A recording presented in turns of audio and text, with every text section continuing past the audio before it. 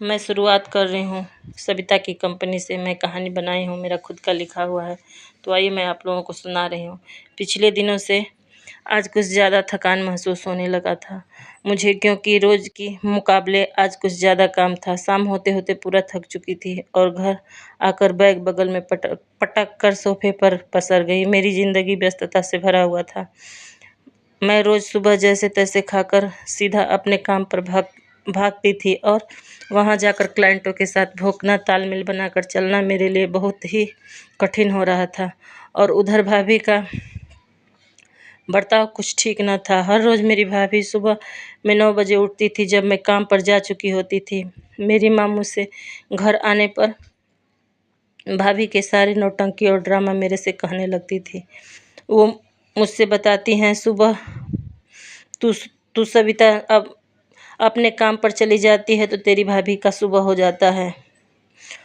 बिना नहाए धोए किचन में चली जाती है और बिना नहाए धोए पूरा मेरा बनाया हुआ खाना अशुद्ध कर देती है। जब मैं उसे टोक टाक करती हूँ, चाहे जब मैं उसका विरोध करती हूँ, तो वो तुरंत मुझसे कहती है, तो ठीक है माँ, आप ही मुझे चाय बना कर दे दिया करिए। मेरी माँ मेरे सामने रोते हुए अपना बीता हुआ किस्सा कहने लगती हैं। मैं अपनी माँ की बातें पूरी गहराई से सुन रही थी। बीच बीच में उनको चुप भी करा रही थी, उनका आंसू भी पोंछ रही थी।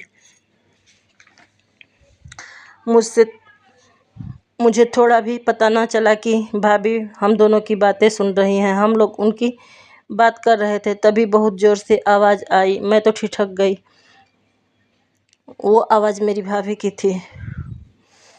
भाभी बिना मेरा लिहाज किए मेरी माँ से बदतमीजी से बात करने लगी, भला बुरा कहने लगी।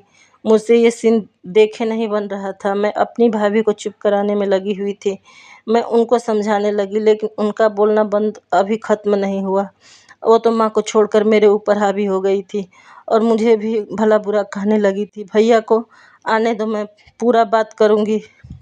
ये जो दोनों माँ बेटी मिलकर मेरा जीना हराम कर रखी हैं। अब या तो मैं घर में रहूँगी या आपकी माँ और बहन, फैसला करके रहूँगी।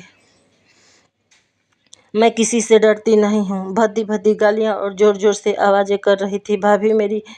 उनकी आवाज़ इतनी बुलंद थी कि घर की चारदीवारी से होकर बाहर तक टकरा रही थी। सारी मोहल्ले की औरतें कान लगा के सुन रही थी। मुझे तब पता चला जब मैं पानी पीने के लिए उठी और किचन में जाने लगी, तो देखी दरवाज़ा खुला है और सारी मोहल्ले की औरतें दरवाजे से